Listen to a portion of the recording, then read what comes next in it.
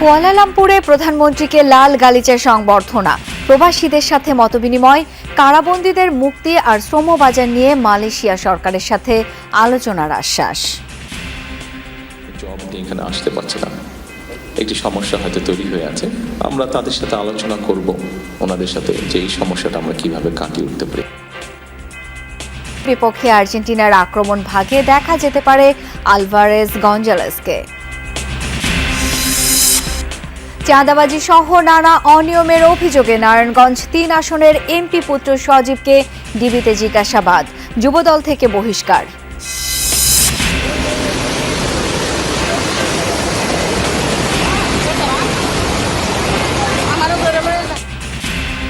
বৃষ্টি ও পাহাড়ি ঢলে সুনামগঞ্জ ও রংপুরের নিম্নাঞ্চল প্লাবিত, বন্ধ সিলেটের সাদা পাথর পর্যটন কেন্দ্র।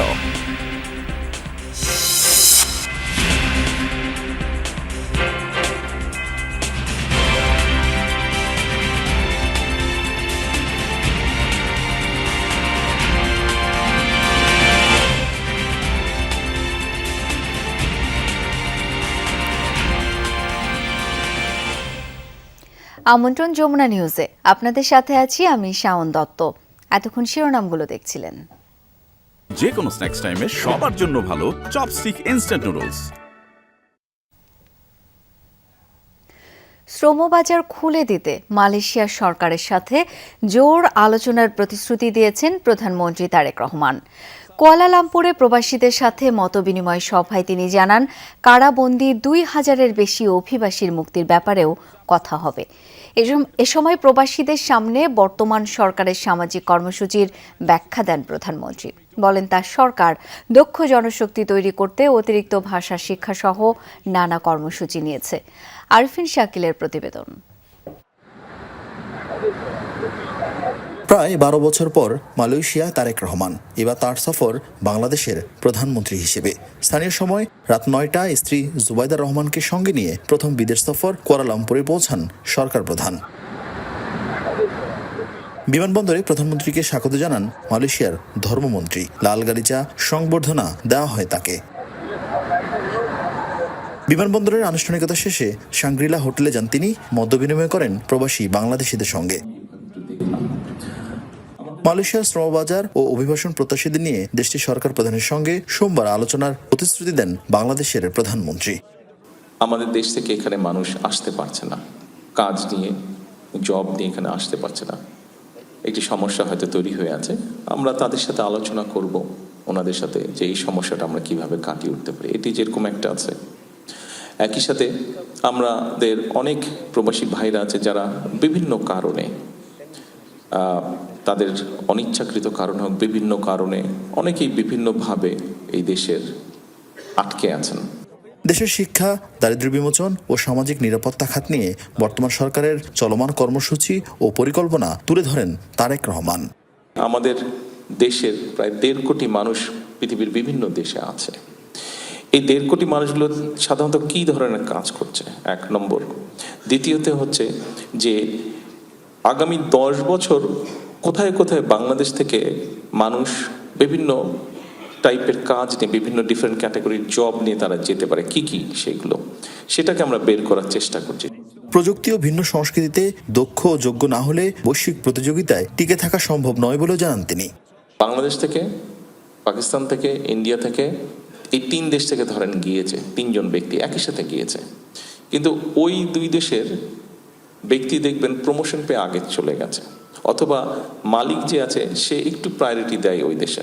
কেন মালিক প্রায়োরিটি দেয়? কারণ তারা ওই ভাষাগুলা শিখে যায় এবং কিছু এথিক্স, আদব কায়দা শিখে যায়। বিদেশের মাটিতে দেশের সম্মান অক্ষুণ্ণ রাখতে সংশ্লিষ্ট দেশের আইন মানতে প্রবাসীদের আহ্বান জানান তিনি। চান দেশ গড়তে প্রবাসীদের সহযোগিতা।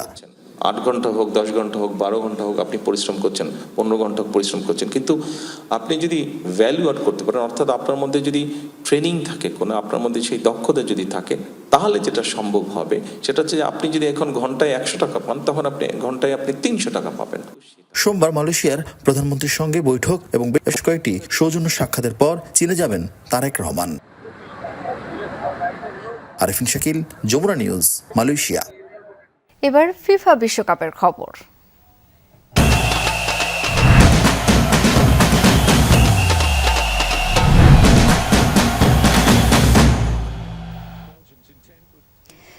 বিশ্বকাপে গ্রুপ এইচের খেলায় বড় জয় পেয়েছে স্পেন। সৌদি আরবকে 4-0 গোলে উড়িয়ে দিয়ে রাজকীয় কামব্যাক করল 2010 সালের বিশ্ব চ্যাম্পিয়নরা। শুরুর একাদশে ফিরেই ঝলক দেখালেন লামিন ইয়ামাল। ম্যাচের প্রথম গোল করে কিংবদন্তি পেলের রেকর্ডে ভাগ বসান তিনি। এছাড়া জোড়া গোল করে স্পেনের বড় জয়ের দিনে ভূমিকা রাখেন মিকেল ওয়ারসাবাল। স্পেনের বিপক্ষে মাঠে নামার আগেই হুঙ্কার দিয়ে রেখেছিলেন সৌদি আরবের হেড কোচ জর্জিওস ডনিস। কাতার বিশ্বকাপে আর্জেন্টিনা বধের প্রসঙ্গ টেনে সতর্ক করেছিলেন প্রতিপক্ষকে। তবে ম্যাচে দেখা গেল ভিন্ন চিত্র। স্পেনের লাগাতার আক্রমণে অসহায় আত্মসমর্পণ সৌদি আরবের। 4-0 গোলের দারুণ জয়ে রাজকীয় কামব্যাক করল লা রোজারা। যুক্তরাষ্ট্রের আটলান্টায় মার্সিডিজ বেঞ্চ স্টেডিয়ামে স্পেনের শুরুর একাদশে ফিরেই ঝলক দেখালেন লামিন ইয়ামাল। খেলা 10 মিনিটের মাথায় ডেডলক ভেঙে নাম লেখান ইতিহাসের পাতায়। বিশ্বকাপের ইতিহাসে 18 বছর বা তার কম বয়সী ফুটবলার হিসেবে কিংবদন্তি পেলের ম্যাচে প্রথম গোল করার রেকর্ডে ভাগ বসান ইয়ামাল। এরপরই শুরু হয় মিকেল ওয়ারসাবাল শো। ম্যাচের 21 মিনিটে সৌদি রক্ষণকে ফাঁকি দিয়ে বল জালে জড়ান এই ফরওয়ার্ড। 3 মিনিট পর নিখুঁত শটে নিজের জোড়া গোলের সাথে দলের স্কোর লাইন 3-0 করেন তিনি। এই লিড ধরে রেখেই বিরতিতে যায় স্পেন। দ্বিতীয়ার্ধেও সমানতালে চলতে থাকে লা রোজাদের আক্রমণ। প্রতিপক্ষের ফরওয়ার্ডদের সামলাতে ব্যস্ত সময় কাটে সৌদি রক্ষণের। 49 মিনিটে নিজেদের জালে বল জড়িয়ে স্পেনকে আরও এক ধাপ এগিয়ে যাওয়ার সুযোগ দেয় তারা। আর ইনজুরি টাইমে দ্বিতীয় মিনিটে ফেরান তোরেস 5 ছুঁয়ে বল জালে পাঠালেও VAR-এ তা বাতিল করেন রেফারি। কেপ ভার্দের বিপক্ষে পয়েন্ট খোয়ানোর পর সৌদি আরবের বিপক্ষে দারুণ এক প্রত্যাবর্তনের গল্প লিখল স্পেন। সেই সাথে 4-0 গোলের বড় জয়ে নকআউট পর্বে এক পা দিয়ে রাখল তারা। নাসিফ শুভ, যমুনা স্পোর্টস। অস্ট্রিয়ার বিপক্ষে আর্জেন্টিনা একাদশে আসতে পারে 4 পরিবর্তন। আক্রমণ ভাগে আলভারেজ, গঞ্জালেস ও রক্ষণে মলিনার সঙ্গে দেখা যাবে তাগলিয়াফিকোকে। এদিকে নতুন 3 বিশ্ব রেকর্ড গড়ার হাতছানি লিওনেল মেসির সামনে। আর 1 গোল পেলে মিরোস্লাভ ক্লোসাকে ছাড়িয়ে এককভাবে হবেন বিশ্বকাপের সর্বোচ্চ গোলদাতা। প্রথম ম্যাচেই প্রদীপের সবটুকু আলো কেড়ে নিয়েছেন, ছুঁয়েছেন বেশ কিছু মাইলফলক। অস্ট্রিয়ার বিপক্ষেও আলোচনায় সেই লিওনেল মেসি। আর্জেন্টাইন ফুটবল জাদুকরের সামনে এবার অপেক্ষা করছে আরো নতুন কিছু রেকর্ড। আলজেরিয়ার বিপক্ষে হ্যাটট্রিকে 16 গোল নিয়ে বিশ্বকাপের সর্বোচ্চ গোলদাতা হওয়ার দৌড়ে ছুঁয়েছেন জার্মানির মিরোস্লাভ ক্লোসাকে। অস্ট্রিয়ার বিপক্ষে জালের দেখা পেলেই এককভাবে হয়ে যাবেন বিশ্বকাপের সর্বোচ্চ গোলদাতা। আর এই ম্যাচে জয় পেলে বিশ্বকাপে সবচেয়ে বেশি ম্যাচ জেতার মাইলফলক গড়বেন সেই ক্লোসাকে পেছনে ফেলে। আরও একটি রেকর্ড অপেক্ষা করছে এলেমটেনের সামনে। ডি বক্সের বাইরে থেকে নিশানা ভেদ করতে পারলে ছাড়িয়ে যাবেন ব্রাজিলের রিভলিনোকে। বিশ্বকাপে ডি বক্সের বাইরে থেকে 6 গোল করে গড়বেন নতুন রেকর্ড। সব মিলিয়ে প্রতিপক্ষের সামনে আর্জেন্টিনা মানেই যেন লিওনেল মেসি। অস্ট্রিয়া গোলরক্ষক আলেকজান্ডার স্লাজা দিলেন সেই সতর্কবার্তা। মাঠে তার উপস্থিতি অসাধারণ এবং সেটি তার দলের মধ্যেও পরিষ্কার দেখা যায়। মেসি যখন মাঠে থাকেন তখন যে শক্তি ও আবহ ছড়িয়ে দেন তা দুর্দান্ত। এ কারণেই আমি ম্যাচটি খেলার জন্য অধীর আগ্রহে অপেক্ষা করছি। তাকে রুখে দেওয়ার জন্য আমরা আমাদের সাধ্যমতো সবকিছু করার চেষ্টা করব। তবে আর্জেন্টিনার শিবিরে আছে ইনজুরি সমস্যা। চোটের কারণে খেলা হবে না ডিফেন্ডার গঞ্জালো মন্তিয়ালের। তার পরিবর্তে শুরুর একাদশে দেখা যাবে মলিনাকে। আর ইনজুরি কাটিয়ে একাদশে ফিরতে প্রস্তুত তাগলিয়াফিকো। সব মিলিয়ে অস্ট্রিয়ার বিপক্ষে একাদশে 4টি পরিবর্তন আনতে পারেন কোচ লিওনেল স্কালোনি। ডিফেন্সে মলিনা, তাগলিয়াফিকোর সঙ্গে আক্রমণ ভাগে দেখা যেতে পারে হুলিয়ান আলভারেজকে। উইংয়ে থিয়াগো আলমাদার পরিবর্তে খেলতে পারেন নিকো গঞ্জালেস। আর ডালাসের এই গরম উপেক্ষা করতে ম্যাচের আগের দিন কানসাস সিটি থেকে উড়ে এসে সরাসরি প্রেস কনফারেন্সে অংশ নেবে আলভি সেলেস্তারা। করবে না কোনো অনুশীলন session. Mujramin Tarek, Jamuna sports, Dallas, যুক্তরাষ্ট্র। বিভিন্ন অভিযোগে নারায়ণগঞ্জ 3 আসনের সংসদ সদস্য আজহারুল ইসলাম মান্নানের ছেলে জেলা যুবদলের জ্যেষ্ঠ যুগ্ম আহ্বায়ক খায়রুল ইসলাম সজীবকে জিজ্ঞাসাবাদের জন্য আটক করেছে পুলিশ। দুপুরে রাজধানীর 300 ফিটের একটি আবাসিক এলাকার বাড়ি থেকে ঢাকা মহানগর গোয়েন্দা পুলিশের সহযোগিতায় তাকে আটক করা হয়। পরে বিকেলে নারায়ণগঞ্জ জেলা পুলিশের কার্যালয়ে নিয়ে যাওয়া হয় তাকে। পরে সেখান থেকে নেওয়া হয় রাজধানীর ডিবি কার্যালয়ে। নারায়ণগঞ্জ জেলা পুলিশের অতিরিক্ত পুলিশ সুপার তারেক আল মেহেদি জানান, সজীবের বিরুদ্ধে স্বরাষ্ট্র মন্ত্রণালয় সহ জেলা পুলিশের কাছে একাধিক অভিযোগ জমা পড়েছে। সেই বিষয়ে জিজ্ঞাসাবাদের জন্য তাকে আটক করা হয়েছে। অভিযোগের সত্যতা মিললে তার বিরুদ্ধে আইনি ব্যবস্থা নেওয়া হবে বলে জানান তিনি। এদিকে খায়রুল ইসলাম সজীবকে প্রাথমিক সদস্য পদ সহ দল থেকে বহিষ্কার করেছে যুবদল। বসুন্ধরা এলাকা থেকে জিজ্ঞাসাবাদের জন্য ডিবি কার্যালয়ে নিয়ে আসেন। তার বিরুদ্ধে কিছু অভিযোগ আছে আমাদের কাছে, সেই অভিযোগগুলো আমরা ভেরিফাই করার জন্য জিজ্ঞাসাবাদের জন্য আমরা নিয়ে এসেছিলাম। আমরা তার কাছ থেকে তথ্য নিয়েছি, আমরা এগুলো ভেরিফাই করতেছি এবং আমাদের কাছ থেকে যে তথ্যগুলো পেয়েছি তার কাছ থেকে সেগুলো আরো জাস্টিফাই করা হচ্ছে। 2012 সালে বিএনপি নেতা ইলিয়াস আলীকে গুমের সাথে সাবেক সেনা কর্মকর্তা জিয়াউল হাসান জড়িত ছিলেন বলে ট্রাইব্যুনালে সাক্ষ্য দিয়েছেন জিয়াউলের সাবেক দেহরক্ষী ইমরুল কায়েস। এছাড়া গুম, পিলখানা হত্যাকাণ্ড, পরবর্তী অভিযান সহ 60টি ঘটনায় অন্তত 30 জনকে হত্যার বর্ণনা উঠে আসে তার সাক্ষ্যে। আন্তর্জাতিক অপরাধ ট্রাইব্যুনাল 1-এ জবানবন্দি দেন সেনা সদস্য ইমরুল কায়েস। তিনি বলেন, ঘুমের পর হত্যা করে টঙ্গীতে রেল লাইনের উপর লাশ ফেলে রাখা, জলদস্যু নাটক সাজিয়ে সুন্দরবনের গহীন জঙ্গলে হত্যা, পোস্তগোলা বুড়িগঙ্গায় রাতের আধারে আসামিদের ধরে নিয়ে গিয়ে হত্যা করতেন জিয়াউল হাসান, যার প্রত্যেকটি ঘটনায় তিনি উপস্থিত ছিলেন। সাক্ষী উঠে আসে বিএনপি নেতা ইলিয়াস আলী গুমের পিছনে তারিক আহমেদ সিদ্দিকের নির্দেশনা। পরে চিফ প্রসিকিউটর জানান, গুম খুনের মাস্টারমাইন্ড ছিলেন জিয়াউল হাসান। তবে এসব অপরাধ অস্বীকার করেন জিয়াউলের আইনজীবী। আজকের এই সাক্ষী থেকে আমাদের ইলিয়াস আলীকে অপহরণ এবং তাকে যে অন্তর্ধান করবার যে বর্ণনা, সেটাও এই সাক্ষীর মুখ থেকে আংশিক বেরিয়ে এসছে। একবার জিয়াউল হাসানের নেতৃত্বে মহাখালী ব্রিজের কাছে যান, সেখানে তিনি কথোপকথন করেন তারেক সিদ্দিকীর সাথে যে আপনাদের কথা মতো ইলিয়াস আলীকে গল্ফ করেছি। দেশের 6 জেলায় বজ্রাঘাতে মৃত্যু হয়েছে 11 জনের। রবিবার বিকালে সাভারের বনগাঁও ইউনিয়নে মৃত্যু হয় 3 জন কৃষকের। পুলিশ জানায়, কৃষি জমিতে কাজ করার সময় বজ্রপাতে 3 শ্রমিকের মৃত্যু হয়। এর মধ্যে 2 জনের পরিচয় শনাক্ত করা হলেও জানা যায়নি অপরজনের পরিচয়। পুলিশ মরদেহ উদ্ধার করে ময়নাতদন্তের জন্য ঢাকা মেডিকেল কলেজ হাসপাতালে মর্গে পাঠায়। এদিকে বজ্রপাতে নরসিংদীতে মৃত্যু হয় 3 মাদ্রাসা ছাত্রের। এছাড়াও কিশোরগঞ্জ, জামালপুর, নেত্রকোনায় 1 জন করে এবং মানিকগঞ্জে 2 জনের প্রাণ গেছে। বৃষ্টি ও উজানের ঢলে বাড়ছে নদ নদীর পানি। এরই মধ্যে প্লাবিত হয়েছে সুনামগঞ্জ ও রংপুর নিম্নাঞ্চলের বিভিন্ন এলাকা। রংপুরের মহিপুর তিস্তা সেতু রক্ষা বাঁধে দেখা দিয়েছে ভাঙন। বন্যা পূর্বাভাস ও সতর্কীকরণ কেন্দ্র জানিয়েছে, দেশে বৃষ্টির পাশাপাশি উজানে ভারতের পশ্চিমবঙ্গ, মেঘালয় ও আসামেও ভারী থেকে অতি ভারী বর্ষণ হচ্ছে, যা আগামী কয়েকদিন অব্যাহত থাকতে পারে। এতে উত্তরে 4 জেলা ও সিলেট, সুনামগঞ্জের নিম্নাঞ্চলে দেখা দিতে পারে স্বল্পমেয়াদী বন্যা। পাহাড়ি ঢলে প্লাবিত সুনামগঞ্জের তাহিরপুর উপজেলার বিভিন্ন এলাকা, তলিয়েছে রাস্তাঘাট, ব্যাহত হচ্ছে যান চলাচল, ঢলের পানি ঢুকেছে বাড়িঘরেও। সুনামগঞ্জ তাহিরপুর সড়কের উপর দিয়েও বইছে পাহাড়ি ঢলের পানি। আনোয়ারপুর এলাকায় সড়কে ব্যাহত হয় যান চলাচল।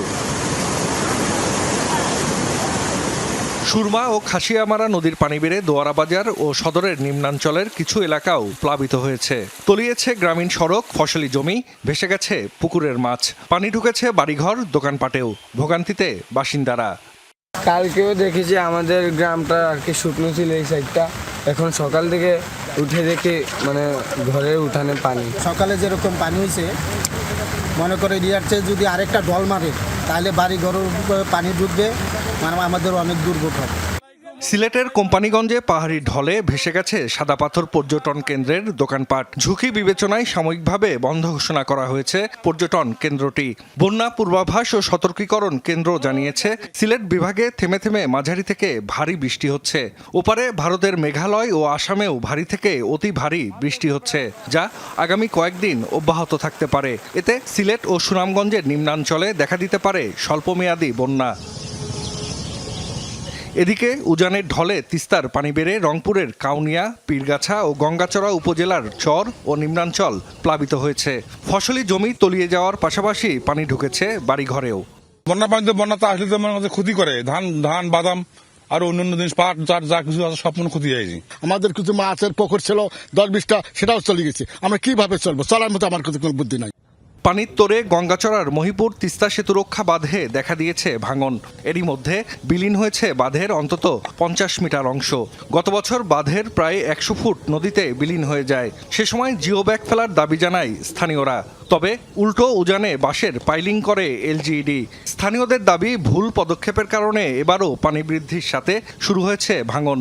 এতে সেতু ও রংপুর কাকিনা আঞ্চলিক সড়ক হুমকির মুখে পড়ার শঙ্কায় তারা।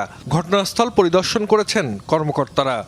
বাল যে এই তিস্তা নদীর ভাঙন রক্ষা করতে পারে, এটা একটা কোনো কথা হয়? এটা একটা কোনো যুক্তি? দূরত্ব ব্যবস্থা না নেয় তাহলে ব্রিজ ধ্বংস হয়ে যাবে, এই কোটি কোটি টাকার সম্পদ নষ্ট হয়ে যাবে। এখানে প্রায় কয়েক হাজার ফ্যামিলি ব্রিজে ভাটি পাকে, এগুলো সব ধ্বংস হয়ে যাবে। এটা তো আমরা দেইনি, এটা হচ্ছে নদী বিশেষজ্ঞ টিম আসছিলেন এবং তারা এটা সাজেস্ট করছেন এবং তাদের সাজেশন মোতাবেকই আমরা এটা করছিলাম আর কি। বন্যা পূর্বাভাস ও সতর্কীকরণ কেন্দ্র জানিয়েছে, আগামী কয়েকদিন উজানে ভারতের পশ্চিমবঙ্গেও ভারী থেকে অতি ভারী বৃষ্টি অব্যাহত থাকতে পারে।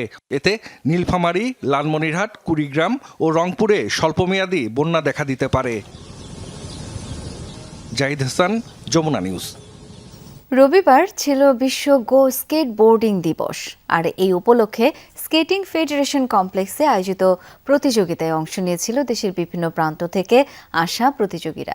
তারা জানিয়েছেন তাদের সীমাবদ্ধতার কথা, আর শৃঙ্খলার সাথে এই খেলাকে এগিয়ে নিলে সব ধরনের সহযোগিতার কথা জানিয়েছে জাতীয় ক্রীড়া পরিষদ।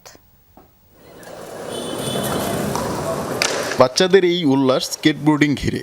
আন্তর্জাতিক গো স্কেটবোর্ডিং ডে উপলক্ষে স্কেটিং ফেডারেশন কমপ্লেক্সে এই আয়োজনে নিজেদের কলাকৌশল তুলে ধরেন আগতরা। সম্প্রতি অলিম্পিক গেমসেও জায়গা পেয়েছে এই খেলাটি, তাই স্কেটিং ঘিরে অনেকেই জানান নিজের স্বপ্নের কথা। আমরা চাই যে একদিন অলিম্পিকে যাব আমরা এই স্কেটবোর্ড নিয়ে। আমরা চাই যে আমাদের স্বপ্নটা এই স্কেটবোর্ডের মাধ্যমে যাক, আমরা যেন অনেক কিছু করতে পারি। দিনটা আমার জন্য অনেক ভালো লাগতেছে, অনেক স্পেশাল দিন, মানে কয়ে বুঝাতে পারবো না। এই প্রতি বছরে স্কেটিং ডেটা আসলে এত ভালো লাগে। তবে এই স্কেটবোর্ডিংয়ের সাথে পরিচিত না অনেকেই। দেশে গড়ে ওঠেনি প্রয়োজনীয় অবকাঠামো। গাজীপুর আর বনানীতে 2টি স্কেটবোর্ডিং পার্ক থাকলেও তা তাদের জন্য যথেষ্ট নয়। ঢাকার মধ্যে যদি স্পেসিফিক কয়েকটি স্কেট পার্ক থাকে, স্পেশালি হচ্ছে ফ্লাইওভারের নিচে দেখবেন যে জায়গাগুলো হচ্ছে বেদখল হয়ে যায় বা নোংরা অবস্থায় পড়ে থাকে, এগুলোকে যদি আমরা সামহাও হচ্ছে রিনোভেট করতে পারি বা এখানে একটি স্কেট পার্ক করতে পারি, তাহলে এটা হচ্ছে এই স্পোর্টসটার জন্য স্পেশালি ইউজ করা যাবে। প্লাস হচ্ছে পাশাপাশি আমরা অন্যান্য স্পোর্টসগুলোকে ইন্টিগ্রেট করতে পারবো। অনেক স্কেটাররা এখানে প্রফেশনাল, ওরা ইনশাল্লাহ যারা আছে এখনো কম্পিটিশনে যায় নাই ওয়ার্ল্ড বিদেশে, তারা দোয়া করি যাবে, বাংলাদেশটাকে রিপ্রেজেন্ট করবে। প্রতিযোগিতা দেখতে এসেছিলেন ক্রীড়া পরিষদ ও স্কেটিং ফেডারেশনের কর্মকর্তারা। পরামর্শ দিলেন আরও শৃঙ্খলা আর অধ্যবসায়ের। অনুরোধ থাকবে, খেলাতে শৃঙ্খলা খুব ইম্পর্টেন্ট। Discipline must. ডিসিপ্লিন ছাড়া কখনোই কোনো খেলায় কেউ উন্নতি করতে পারবে না। ছোট ছোট ভুল হবে। ইম্পর্টেন্ট বিষয় হলো প্র্যাকটিস। প্র্যাকটিস যদি ঠিকমতো হয়, স্কিল অটোমেটিক্যালি ডেভেলপ হবে। স্বপ্নবাজী স্কেটারদের প্রত্যেকের চোখে মুখে নতুন জয়ের স্বপ্ন, আর সেই স্বপ্নকে বাস্তব করতে ফেডারেশনের উদ্যোগের পাশাপাশি মন্ত্রণালয়ের নীতি ও অর্থনৈতিক সহযোগিতার কোনো বিকল্প নেই। রহমান শিহাব, যমুনা নিউজ, ঢাকা। এই ছিল যমুনা নিউজে। ধন্যবাদ এতক্ষণ সাথে থাকার জন্য।